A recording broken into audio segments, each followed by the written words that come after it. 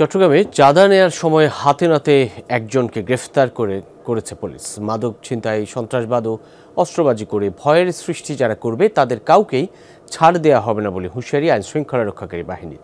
গেল এক সপ্তাহে প্রায় শতাধিক আসামিকে গ্রেফতার করেছে পুলিশ।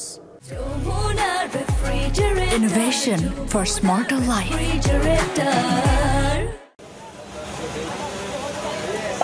নগরীর কাপ্তাই রাস্তার মাথার কামাল বাজার এলাকায় সাইফুল ইসলাম নামে এই ব্যক্তি ব্যবসায়ীদের কাছ থেকে প্রকাশ্যে প্রতিদিন 50 থেকে 100 টাকা পর্যন্ত চাঁদা আদায় করেন।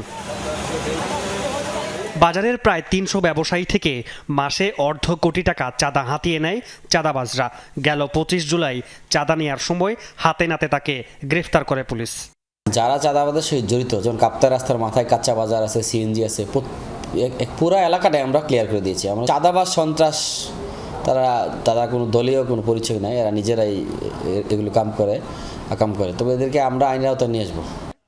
গেল এক সপ্তাহে চাঁদগাঁও থানার আওতাধীন এলাকায় মাদক, ছিনতাই, চাঁদাবাজ, অস্ত্রবাজির সাথে জড়িত অন্তত 100 জনকে গ্রেফতার করা হয়। অপরাধী যেই হোক না কেন তাদের কাউকেই ছাড় দেওয়া হবে না বলে হুঁশিয়ারি পুলিশের। চাঁদাবাজ, ছিনতাই, মাদক, সন্ত্রাস, জুয়া এবং অবৈধ হোটেল ব্যবসায়ীর বিরুদ্ধে আমাদের মাননীয় পুলিশ কমিশনারের নির্দেশে 0 টলারেন্স ঘোষণা করেছি। অসাধু উদ্দেশ্য হাসিল করতে পারতেছে না, তারা আমাদের বিপক্ষে লেগেছে। তো তারা যতই বিপক্ষে লেখক, আমাদের কাছ থেকে আমাদেরকে সরাতে পারবে না। মামুন নুরশি তৌফি, যমুনা নিউজ, চট্টগ্রাম।